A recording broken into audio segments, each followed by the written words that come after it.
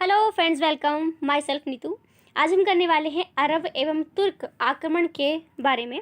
यानी इससे रिलेटेड बहुत सारे क्वेश्चंस हैं जिनको हम यहाँ पर कवर करेंगे। यानी कि 44 क्वेश्चंस हैं जिनको हम इस टॉपिक से रिलेटेड जो है 44 क्वेश्चन हैं जिसको हम यहाँ पर कवर करेंगे। ठीक है, तो अरब एवं तुर्क अफगान जो टॉपिक है इसके बारे में हम डिस्कस करेंगे। ठीक है, तो चलिए हम लोग पहले क्वेश्चन की ओर बढ़ लेते हैं, उसके बाद में कुछ बोलना होगा तो बोल लेंगे। तो पहला क्वेश्चन हमारे सामने आता है कि मोहम्मद बिन कासिम था, यानी सबसे पहला क्वेश्चन आपसे यही पूछा गया है कि मोहम्मद बिन कासिम था कौन। क्या वो तुर्की था, मंगोली था, अरबी था या फिर तुर्क अफगानी था? बताइए। मुझे थोड़े से टाइम में बहुत सारे क्वेश्चंस को हैंडल कराना है, तो अगर किसी भी स्टूडेंट को किसी भी क्वेश्चन में ज़्यादा वक्त की ज़रूरत पड़ जाती है तो वो क्या कर सकते हैं, आराम से वीडियो को पॉज कर सकते हैं और आंसर को कर सकते हैं। ठीक है, तो ये जनरल नॉलेज की वीडियो है जो आप देख सकते हैं। आप किसी भी कॉम्पिटेटिव एग्जाम की तैयारी कर रहे हैं तो वहाँ पर हिस्ट्री से रिलेटेड तो सारे क्वेश्चन आते ही आते हैं। ठीक है, हिस्ट्री तो मोस्ट ऑफ आती है, तो वहाँ पर जो है इन सभी के बारे में भी आपसे पूछा जाता है। तो ये वीडियो एक ऐसी है, इसको कोई भी बच्चा देख सकता है, कोई भी स्टूडेंट किसी भी एग्ज़ाम के लिए आराम से इस वीडियो का फ़ायदा उठा सकते हैं। ठीक है, तो चलिए अपना क्वेश्चन नंबर जो 1 है इसका राइट आंसर हो जाएगा ऑप्शन नंबर सी, यानी कि जो मोहम्मद बिन कासिम था ये अरबी था। ठीक है, माफ़ कीजिएगा, ठीक है, अरबी था। नेक्स्ट क्वेश्चन हमारे सामने आता है, इसमें क्वेश्चन नंबर 2 है। थोड़ा सा ब्लर दिख रहा होगा लेकिन बाद में मस्त पीडीएफ बनी हुई है, कोई टेंशन की ज़रूरत नहीं है। एक दो क्वेश्चन में थोड़ा सा आप एडजस्ट करना, बाकी सब क्वेश्चन भी मस्त हैं पूरी तरह से। बहुत ही अच्छे क्वेश्चन को मैंने यहाँ पर उठाया हुआ है, और जो रिपीटेड क्वेश्चन है ना, मोस्ट ऑफ वही चीज़ें जो है यहाँ पर ली गई हैं, क्योंकि वो बार बार पूछे जाते हैं, तो इससे पता लग जाता है कि एग्जामिनर नेक्स्ट टाइम भी उसी क्वेश्चन को दे सकता है। इसलिए उनको याद रखना, उनके बारे में प्रैक्टिस करना बहुत ज़रूरी हो जाता है। क्वेश्चन नंबर 2 हमारे सामने आता है कि भारत पर आक्रमण करने वाले सर्वप्रथम मुस्लिम आक्रमणकारी थे। सिंपल से क्वेश्चन है कि भारत पर आक्रमण करने वाले सबसे पहले मुस्लिम आक्रमणकारी कौन थे? ऑप्शन आपके सामने है, गजनी के थे, गौर के थे, अरब के थे या फिर ये सभी ऑप्शन राइट हैं? बताइए। क्वेश्चन नंबर 2 है।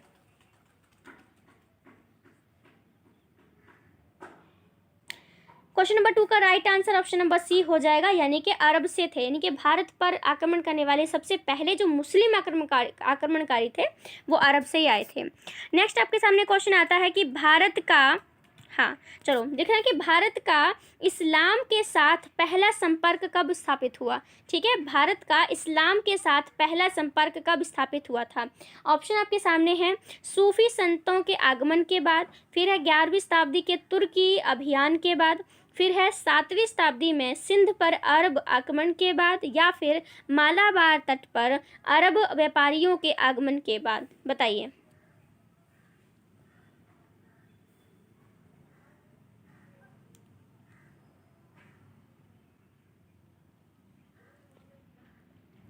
क्वेश्चन नंबर 3 है, इसका राइट आंसर हो जाएगा ऑप्शन नंबर डी, यानी कि मालाबार तट पर अरबी व्यापारियों के आगमन के बाद जो है भारत का इस्लाम के बाद पहला संपर्क हुआ था। ठीक है, नेक्स्ट क्वेश्चन आपके सामने आता है, क्वेश्चन नंबर 4 है कि मोहम्मद बिन कासिम द्वारा सिंध की विजय कब हुई? मैंने बोला था ना पीडीएफ मस्त बनी हुई अच्छे से, तो इसमें लिख रखा है कि मोहम्मद बिन कासिम द्वारा सिंध की विजय कब हुई थी? तो ऑप्शन आपके सामने है, 713 ईस्वी में, 716 ईस्वी में, 712 ईस्वी में या फिर 719 ईस्वी में। ठीक है, मोहम्मद बिन कासिम ने सिंध पर विजय कब प्राप्त की थी, ये क्वेश्चन आपसे पूछा जा रहा है।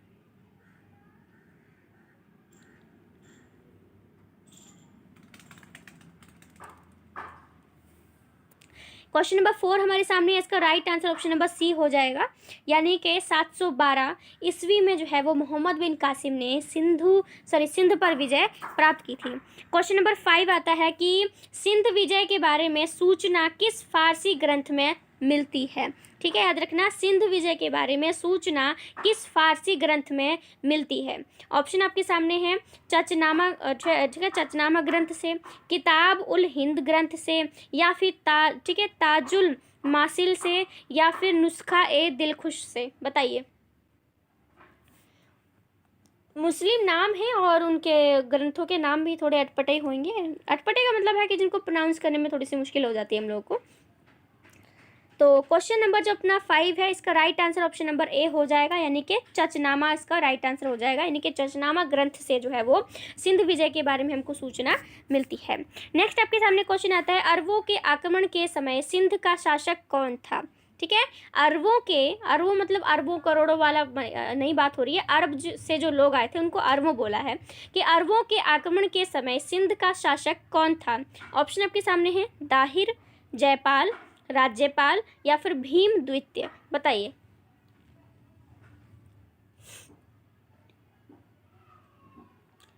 क्वेश्चन नंबर 6 का राइट आंसर हो जाएगा ऑप्शन नंबर, क्या हो जाएगा? ऑप्शन नंबर अपना ए हो जाएगा, यानी कि दाहिर सिंध का उस वक्त शासक था। नेक्स्ट क्वेश्चन अपने सामने आ जाता है, सिंध पर विजय प्राप्त करने वाले अरब सेना के सेनापति का नाम बताइए। ठीक है, अरब, इसने बोला है कि सिंध पर विजय प्राप्त करने वाले अरब सेना का जो सेनापति है उसका नाम क्या था?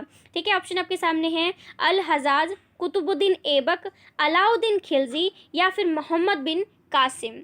ठीक है, अभी मैंने आपको बोला कि किसी भी स्टूडेंट को ज़्यादा टाइम चाहिए तो वीडियो को पॉज कर सकता है, ये भी बिल्कुल सही है, आपके पास पूरा ऑप्शन है, क्योंकि आप रिकॉर्डेड वीडियो सुन रहे हो, आप लाइव नहीं सुन रहे हो। लेकिन फिर भी मैं आपको एक सलाह देना चाहूँगी, एडवाइस करना चाहूँगी कि आप किसी भी कॉम्पिटेटिव एग्जाम में जाते हो ना, तो वहाँ पर आपको एक क्वेश्चन के लिए 1 मिनट भी मुश्किल से मिलता है। तो जितना जल्दी आप क्वेश्चन को हैंडल करने की, यानी कि जो क्वेश्चन है उसको सॉल्व करने की प्रैक्टिस अभी से शुरू कर देंगे, तो पेपर में आपको दिक्कत जो है 0% भी नहीं आएगी, क्योंकि आपको पता है कि आप फास्ट क्वेश्चन को हैंडल कर लोगे। तो अपना क्वेश्चन नंबर जो 7 है, इसका राइट आंसर हो जाएगा ऑप्शन नंबर डी, यानी कि मोहम्मद बिन कासिम जो है इसका राइट आंसर हो जाएगा। नेक्स्ट आपके सामने क्वेश्चन आता है कि इनमें से कौन गजनी राजवंश का संस्थापक था? इनमें से कौन गजनी राजवंश का संस्थापक था? ऑप्शन आपके सामने है, अल्पतगीन है, महमूद है, ठीक है, सुबुतगीन है या फिर इस्माइल। बताइए।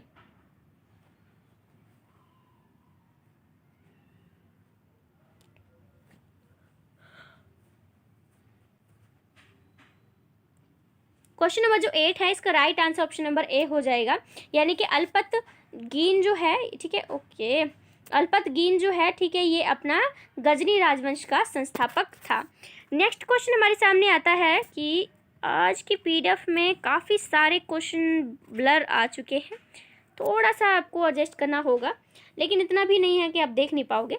तो क्वेश्चन नंबर 9 हमारे सामने आता है कि महमूद गजनबी किस वंश का था? ठीक है, क्वेश्चन सिंपल से पूछा है कि महमूद गजनबी किस वंश का था। ऑप्शन आपके सामने है, यामनी वंश का, ठीक है, संशवनी वंश का या फिर उत्बी वंश का या फिर अपना शमसी वंश का। बताइए, क्वेश्चन नंबर 9 है ये। इसका राइट आंसर हो जाएगा क्वेश्चन नंबर 9 का हो जाएगा राइट आंसर अपना ऑप्शन नंबर ए, यानी कि यामनी वंश। ये जो महमूद गजनबी हमने बहुत बार नाम सुना है, ये किस वंश से था? तो ये अपना यामनी वंश से बिलोंग करता था। नेक्स्ट क्वेश्चन हमारे सामने आता है कि किसने एक तरफ संस्कृत मुद्रा लेख के साथ चांदी के सिक्के निर्मित किए थे? ठीक है, किसने एक तरफ संस्कृत मुद्रा लेख, यानी कि वो कौन था जिसने चांदी के सिक्के बनवाए थे और सिक्के के एक तरफ जो है वो संस्कृत भाषा में कुछ लिखा था? ऑप्शन आपके सामने है, मोहम्मद बिन तुगलक, महमूद गजनबी और फिर है शेरशाह या फिर अपना अकबर है। बताइए।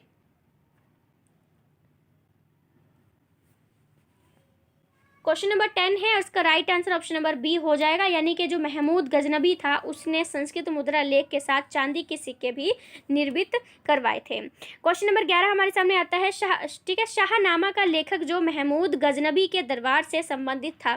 ठीक है, शाहनामा का लेखक जो महमूद गजनबी के दरबार से संबंधित था, यानी कि डायरेक्ट आपसे क्वेश्चन पूछा है कि शाहनामा का लेखक कौन था भाई।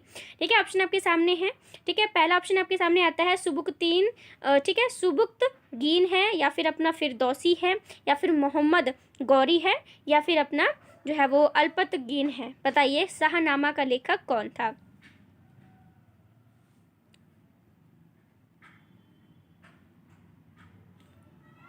शाहनामा का जो लेखक है वो अपना फिरदौसी था।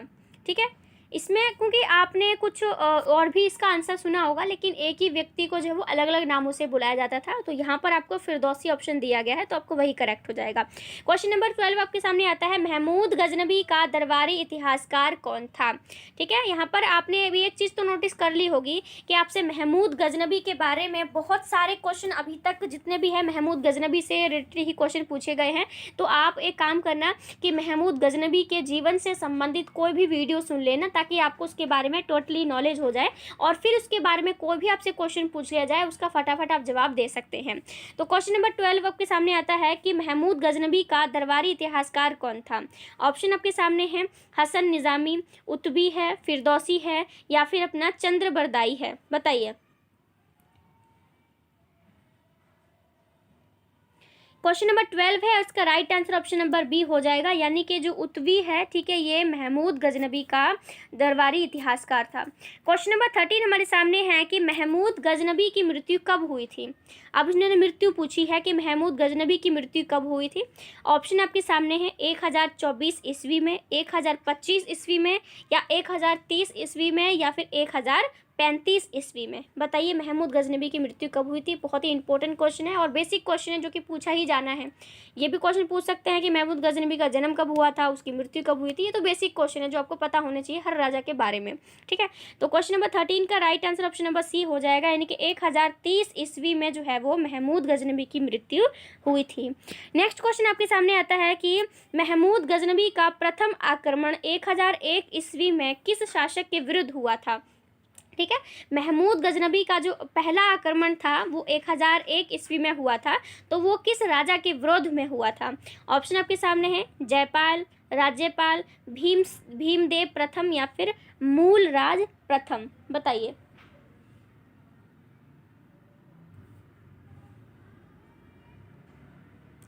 क्वेश्चन नंबर 14 का right answer option number A हो जाएगा, यानी कि जयपाल उस टाइम का राजा था जब महमूद गजनबी ने अपना पहला आक्रमण किया था 1001 ईस्वी में। क्वेश्चन नंबर 15 हमारे सामने आता है, महमूद गजनबी ने सोमनाथ मंदिर पर आक्रमण कब किया था। ये क्वेश्चन एग्जामिनर का बहुत ही फेवरेट क्वेश्चन है, आपको जो है ये क्वेश्चन आना ही आना है। हिस्ट्री में हिस्ट्री से रिलेटेड जो भी जनरल नॉलेज आएगी उसमें ये क्वेश्चन तो पूछा ही जाता है, तो इसको तो गांठ बांध लो। ठीक है, तो ऑप्शन अपने सामने क्वेश्चन आ जाता है कि महमूद गजनबी ने सोमनाथ मंदिर पर आक्रमण कब किया था।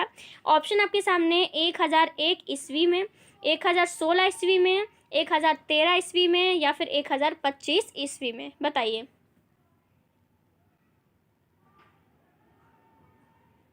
इसका करेक्ट आंसर हो जाएगा क्वेश्चन नंबर 15 का ऑप्शन नंबर डी हो जाएगा, यानी कि 1025 ईस्वी में महमूद गजनबी ने जो है वो सोमनाथ मंदिर पर आक्रमण किया था।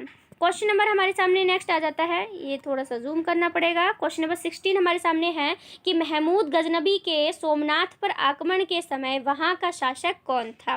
ठीक है, क्वेश्चन पूछा है कि महमूद गजनबी के सोमनाथ मंदिर पर आक्रमण करते समय जो है वो वहाँ का राजा यानी कि शासक कौन था।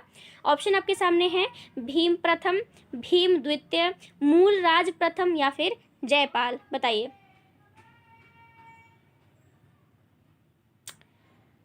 सिक्सटीन का correct answer option number A हो जाएगा, यानी कि जो है उस टाइम भीम प्रथम जो था उस टाइम वहाँ का राजा था। ठीक है, नेक्स्ट हमारे सामने क्वेश्चन आता है कि निम्नलिखित में से किसने महमूद गजनबी के हमले के बाद सोमनाथ मंदिर का पुनर्निर्माण करवाया था। अब ये तो हम पढ़ के हट चुके हैं कि महमूद गजनबी ने जो है वो सोमनाथ मंदिर को तोड़ दिया था। अब ये कह रहे हैं कि कौन था वो जिसने दोबारा से बनवा दिया था। तो ऑप्शन आपके सामने है, भीमराज प्रथम, भीमदेव, ठीक है, फिर मूलराज था, या फिर जयसिंह सिद्धिराज था। बताइए किसने सोमनाथ मंदिर को दोबारा से बनवा दिया था। पुनर्निर्माण का मतलब दोबारा से बनवा देना। 17 का करेक्ट आंसर हो जाएगा अपना ऑप्शन नंबर बी हो जाएगा, यानी कि जो भीमदेव था उसने सोमनाथ मंदिर को दोबारा से बनवा दिया था। ठीक है, अगर सिंपल सी बात है किसी को ज़्यादा जो है टाइम चाहिए किसी क्वेश्चन में, तो आप वीडियो को आराम से पॉज करके क्वेश्चन को सोच सकते हैं। ठीक है, आंसर को सोच सकते हैं। क्वेश्चन नंबर 18 आपके सामने आता है, महमूद गजनबी का भारत पर अंतिम आक्रमण 1027 ईस्वी में किसके विरोध में हुआ था। अब ये तो पता चल चुका है, ये भी क्वेश्चन आ सकता है कि महमूद गजनबी का अंतिम आक्रमण कब हुआ था, तो 1027 ईस्वी में हुआ था, लेकिन यहाँ पूछा है कि किसके विरुद्ध हुआ था। ऑप्शन आपके सामने है, जाटों के, ठीक है, ठीक है, सतनामियों के, पिंडारियों के, या फिर खोखरों के? बताइए किसके विरोध हुआ था?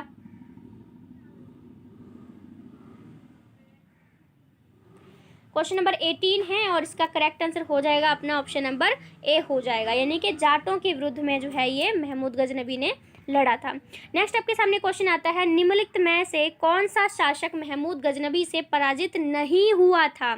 ठीक है, नहीं बोला है क्वेश्चन में, आपको 4 ऑप्शन दे रखे हैं और बोला है कि इनमें से वो कौन सा शासक है जो कि महमूद गजनबी से पराजित नहीं हो पाया था। ऑप्शन आपके सामने है, धंग है, विद्याधर था, या फिर जय शक्ति था, या फिर अपना गंडदेव था? बताइए। क्वेश्चन नंबर 19 का राइट आंसर हो जाएगा ऑप्शन नंबर सी हो जाएगा, यानी कि जय शक्ति। तो उस तरह से थोड़ा सा रिलेट करके भी इसको याद कर सकते हैं कि महमूद गजनबी जो है वो किसको पराजित नहीं कर पाया था? जय शक्ति, यानी कि उस पास पावर थी इसलिए उसको वो नहीं कर पाया था। इस तरह थोड़ा सा बना लेना माइंड में कुछ ना कुछ लाइनें, और आपको फिर जिंदगी भर वो याद रहेंगी। ठीक है, क्वेश्चन नंबर 20 आपके सामने है, महमूद गजनबी के भारत पर आक्रमण का उद्देश्य क्या था? सिंपल सा पूछा है कि महमूद गजनबी ने भारत पर आक्रमण किया था तो क्यों किया था, क्या पर्पस था उसका? ऑप्शन आपके सामने है, भारत की संपत्ति लूटना, या फिर स्थायी शासन स्थापित करना, या फिर एक उपनिवेश बनाना, या उपरोक्त में से कोई नहीं? बताइए।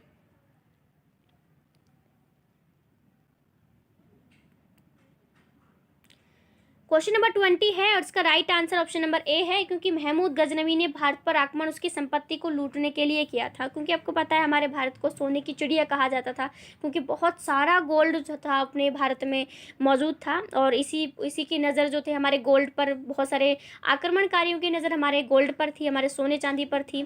ठीक है, तो इसीलिए जो है वो बहुत सारे आक्रमणकारी भारत में आए थे और लूट के भी काफ़ी सारा मटीरियल जो है ले गए थे। और सबसे बड़े तो आक्रमणकारी अपने अंग्रेजी थे, जो इतने टाइम तक यहाँ पर रहे और संपत्ति भी ले गए और हमको दास बनाकर भी रख लिया, यानी हालत बहुत ही बुरी कर दी थी। शुक्र है कि गांधी जी के प्रयासों से और भी बहुत सारे ऐसे सेनानी हैं जिनके प्रयासों से हम आज आज़ाद हो पाए हैं, ये तो बहुत अच्छी बात है। क्वेश्चन नंबर जो 21 है ये कुछ खास इंपॉर्टेंट नहीं है, तो इसको हम स्किप कर सकते हैं। क्वेश्चन नंबर 22 के सामने आता है, अल बुरूनी भारत में महमूद गजनबी के साथ कब आया था? ठीक है, ये सिंपल सा पूछा है, अल बुरूनी भारत में महमूद गजनबी के साथ कब आया था? ऑप्शन आपके सामने है, 9वीं शताब्दी में, 10वीं शताब्दी में, 11वीं शताब्दी में, या फिर 12वीं शताब्दी में? बताइए। क्वेश्चन नंबर 22 है, इसका right answer option number C हो जाएगा, यानी कि 11वीं शताब्दी में जो है अल बुरूनी भारत में महमूद गजनबी के साथ आया था। नेक्स्ट क्वेश्चन आपके सामने है, पुराणों का अध्ययन करने वाला प्रथम मुसलमान था? ये तो आपको पता है कि जो पुराण है ये अपना हिंदू जो मटेरियल है, जो हिंदी एजुकेशन है, मतलब पुराण जो है हिंदू धर्म से बिलोंग करते हैं सारी चीज़ें। ठीक है, लेकिन इसलिए इन्होंने क्वेश्चन पूछा है कि पुराणों की स्टडी करने वाला पहला मुसलमान कौन था, यानी एक मुस्लिम ने हिंदू चीज़ों को पढ़ा था, तो वो कौन था? ऑप्शन आपके सामने है, अबुल फजल, ठीक है, अब्दुल कादिर बदायूं, ठीक है, बदायूनी, या फिर अपना अल बुरूनी था, या फिर अपना दारा शिकोह था? बताइए।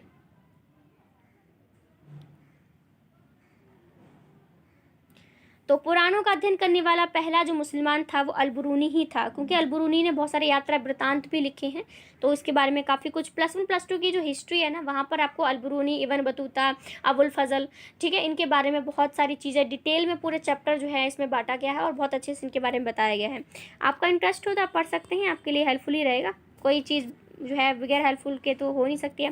क्वेश्चन नंबर 24 हमारे सामने आता है, अल बुरूनी भारत के किस स्थान पर कई वर्षों तक रहा था? ठीक है, सिंपल सी बात है, भारत में आया था, लेकिन ऐसी कौन सी जगह थी जहाँ पर वो कई सालों तक रहा था? ऑप्शन आपके सामने है, दिल्ली है, पंजाब है, गुजरात है, बिहार है। ये जो आप नाम सुन रहे हैं ना, ये तो हमने हाल ही में रखे हैं, ये जगह का नाम जो पहले कुछ और था, बाद में अब चेंज हो गए हैं। तो 24 का right answer option number B हो जाएगा, यानी कि पंजाब ऐसी जगह थी जहाँ पर अल बुरूनी कई सारे सालों तक यहाँ पर ये रहा था। नेक्स्ट आपके सामने आता है, किताब उल हिंद या फिर तहकीक हिंद रचना के प्रमुख प्रसिद्ध लेखक का नाम क्या था? अभी ये तो पता चल गया है कि किताब उल हिंद और तहकीक हिंद जो है वो एक ही बुक के अलग अलग नाम आप कह सकते हैं, और इसका लेखक आपसे पूछा गया है। ऑप्शन आपके सामने है, हसन निज़ामी, ठीक है, मिनहास उस सिराज, या अल बुरूनी था, या फिर अपना समस सिराज अफीक था, अफीफ? बताइए।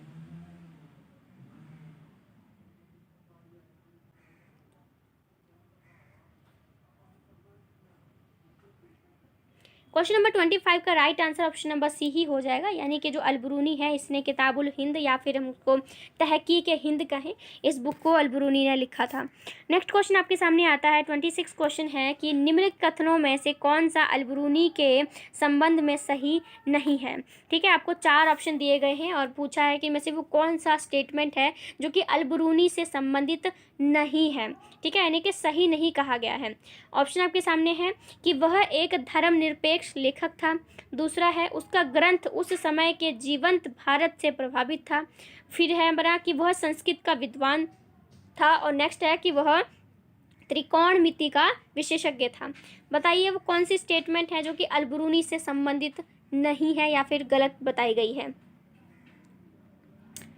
तो पहला जो इसका 26 है, इसका राइट आंसर अपना पहला ही हो जाएगा, यानी कि ऑप्शन ए ही हो जाएगा, क्योंकि अलबरूनी एक धर्मनिरपेक्ष लेखक नहीं था। ठीक है, वो एक मुस्लिम लेखक था और मुस्लिम चीज़ों के बारे में ही वो मेंशन किया करता था, उसी में लैंग्वेज उर्दू लैंग्वेज जो है उसी का करता था। वो एक धर्मनिरपेक्ष जो है लेखक बिल्कुल भी नहीं था। ठीक है, धर्मनिरपेक्ष का मतलब होता है जो सभी धर्मों को एक मानता हो, कोई धर्म बड़ा ऊंचा छोटा बड़ा नहीं, ऐसा उसकी कोई सोच नहीं थी। वो सिर्फ मुस्लिम धर्म को ही सपोर्ट करता था क्योंकि वो एक मुसलमान था। ठीक है, नेक्स्ट 27 क्वेश्चन हमारे सामने आता है, महमूद गौरी का संबंध निम्नलिखित में से किस वंश से है। ठीक है, सॉरी मोहम्मद लिखा है। ठीक है, 27 क्वेश्चन अपना आता है कि मोहम्मद गौरी का संबंध निम्नलिखित में से किस वंश से है। ऑप्शन आपके सामने है यामनी वंश, संसविनी वंश, ठीक है, उत्वी वंश या फिर अपना अफरासियाब वंश। बताइए।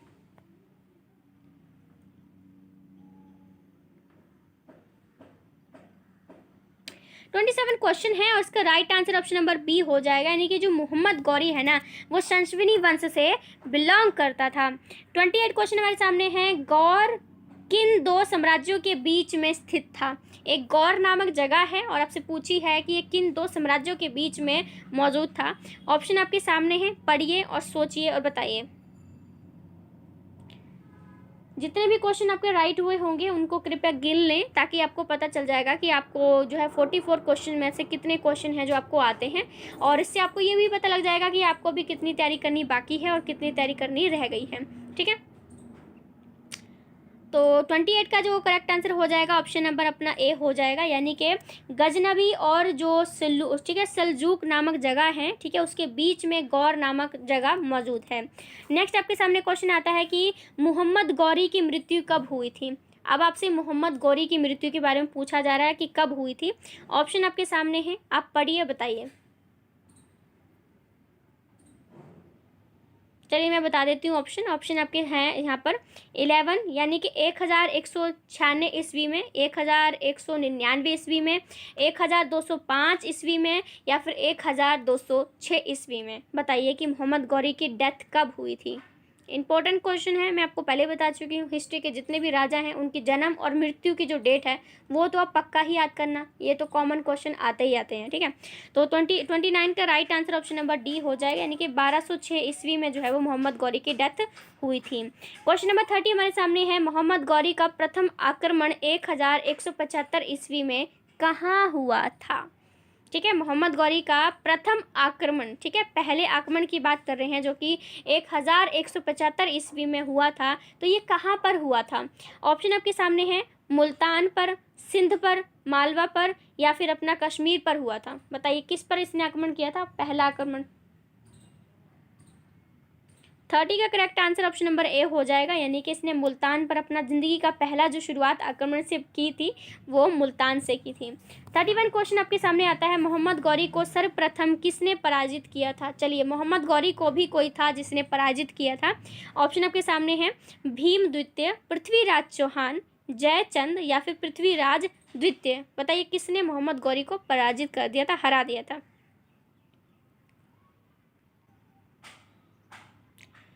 ऑप्शन नंबर जो है इसका हो जाएगा ऑप्शन नंबर ए हो जाएगा, यानी कि मोहम्मद गौरी को सबसे पहले किसने हराया था।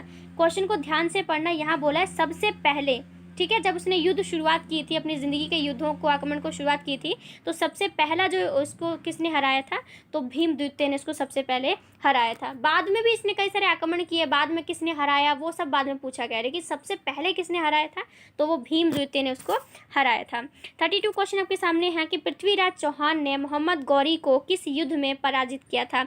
मोस्ट इंपॉर्टेंट क्वेश्चन है जो कि पूछा ही जाता है, ठीक है। और यहाँ पे क्वेश्चन पूछा गया है, पृथ्वीराज चौहान ने मोहम्मद गौरी को किस युद्ध में पराजित किया था, किस युद्ध में उसको हरा दिया था। ऑप्शन आपके सामने है, ठीक है। ये ऑप्शन आपसे युद्ध के बारे में पूछा है, तो ऑप्शन आपके सामने है, प्रथम तराइन युद्ध जो कि 1191 में हुआ था, या फिर दूसरा तराइन युद्ध में हुआ था, चंदावर युद्ध में हुआ था, या फिर ठीक है, रणथंभौर युद्ध में हुआ था। बताइए कहाँ पर इसको जो है इसने पराजित किया था।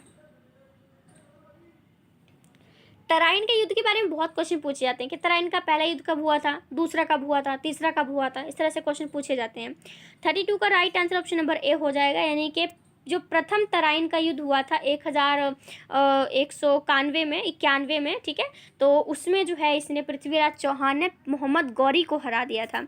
33 क्वेश्चन आपके सामने हैं, किस लड़ाई ने मोहम्मद गौरी के लिए दिल्ली क्षेत्र खोल दिया था, ठीक है। किस लड़ाई ने मोहम्मद गौरी के लिए दिल्ली क्षेत्र पूरी तरह से जो है वो खोल दिया था। ऑप्शन आपके सामने है, तराइन की पहली लड़ाई, तराइन की दूसरी लड़ाई, फिर है खानवा की पहली लड़ाई, या फिर पानीपत की पहली लड़ाई। बताइए। पृथ्वीराज चौहान से संबंधित एक चैप्टर है एससीपी में, मेरे ख्याल से ये जो चैप्टर है ये उसका बीए में जो थर्ड सेमेस्टर है ना, हाँ बीए में जो थर्ड सेमेस्टर है एससीपी में, ठीक है। अगर आपने बीए में थर्ड सेमेस्टर में एससीपी बुक है, उसमें पृथ्वीराज चौहान से रिलेटेड पूरा चैप्टर दिया हुआ है, तो उसने कौन से युद्ध किसके साथ किए थे वो सब के बारे में नॉलेज आपको मिल जाएगी ऑटोमेटिकली, ठीक है। तो 33 का right answer option number B हो जाएगा, यानी कि तराई की दूसरी लड़ाई जो थी, ठीक है, तराई की दूसरी लड़ाई के बाद मोहम्मद गौरी ने गौरी के लिए दिल्ली के क्षेत्र खुल चुके थे। नेक्स्ट क्वेश्चन आपके सामने आता है, 34 क्वेश्चन आपके सामने आता है, पृथ्वीराज चौहान को मोहम्मद गौरी ने किस युद्ध में हराया था। नेक्स्ट देखो, सबसे पहले क्वेश्चन करके हटे थे कि पृथ्वीराज चौहान ने मोहम्मद गौरी को कब हराया था। अब यहाँ क्वेश्चन आता है कि पृथ्वीराज चौहान को फिर मोहम्मद गौरी ने कब हरा दिया था, तो किस युद्ध में लड़ाया था, हरा दिया था। ऑप्शन आपके सामने है, तराइन का युद्ध, तराइन का ये आप डेट वगैरह देख सकते हैं। बताइए।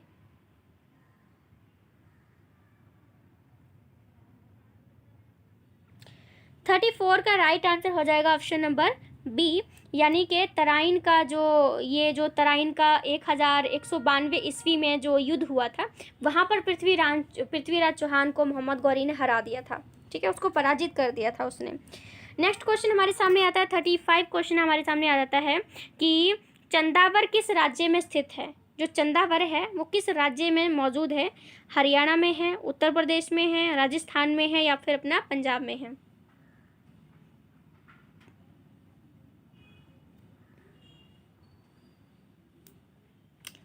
तो 39 का राइट आंसर हो जाएगा अपना, माफ़ कीजिएगा।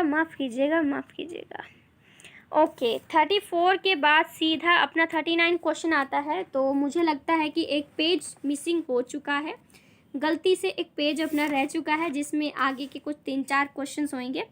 क्या कर सकते हैं, चलिए अब जो है उन्हीं क्वेश्चंस को हैंडल कर लेते हैं। गलती से शायद जो है मिस हो गया। चलिए, 39 क्वेश्चन हमारे सामने आ जाता है, चंदावर किस राज्य में स्थित है।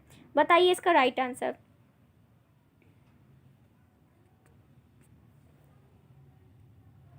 थर्टी 39 का right answer option number A हो जाएगा, यानी कि उत्तर प्रदेश में चंदावर जो है ये मौजूद है। क्वेश्चन नंबर 40 आपके सामने आता है, भारत में मोहम्मद गौरी ने किसको प्रथम अक्ता प्रदान किया था। ऑप्शन आपके सामने है, ताजुद्दीन यलदौज, कुतुबुद्दीन ऐबक, एमसुद्दीन इल्तुतमिश, या फिर अपना नसरुद्दीन कुबाचा। बताइए।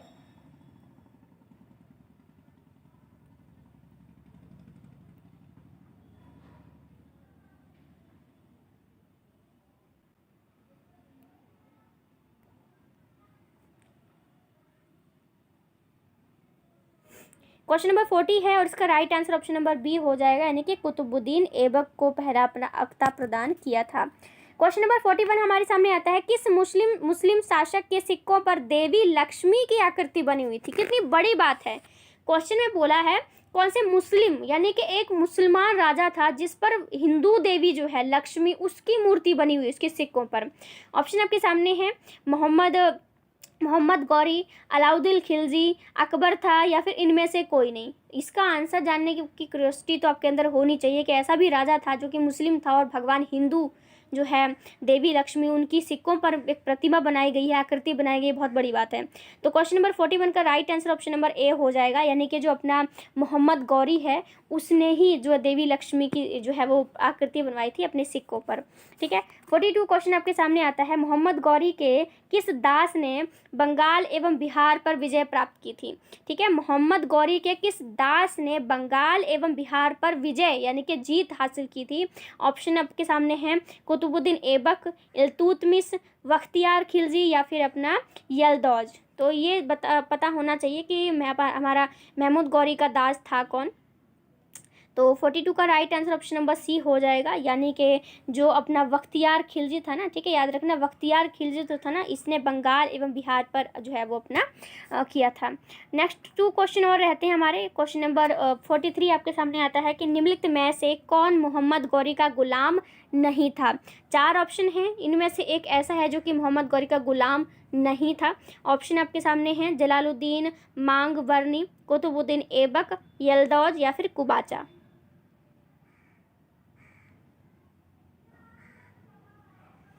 43 का right answer option number A हो जाएगा, यानी कि जो जलालुद्दीन मांगबरनी है ना वो मोहम्मद गौरी का गुलाम नहीं था। बाकी ऑप्शन में जो 3 हैं वो पूरे के पूरे इसके गुलाम थे। ठीक है, 44 क्वेश्चन हमारा ये लास्ट क्वेश्चन है इस वीडियो का, और क्वेश्चन कहता है कि किस तुर्की शासक के सिक्कों पर कलमा खुदा हुआ था। ठीक है, कौन सा तुर्की राजा था जिसके सिक्कों पर कलमा खुदा हुआ था। ऑप्शन आपके सामने हैं मोहम्मद गजनबी, महमूद गौरी, अल्तुनिया या फिर सुबुक्तगीन। बताइए।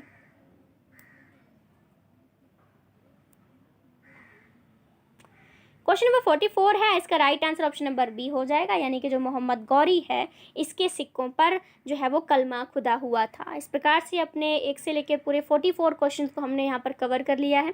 सेशन अच्छा लगा और क्वेश्चन अच्छे लगे हों तो आप चैनल को शेयर जो है वो सब्सक्राइब भी कर सकते हैं और लाइक भी कर सकते हैं जो है वीडियो आपने जो भी देखी है, और वीडियो को शेयर भी कर सकते हैं। So thank you so much friends, thank you.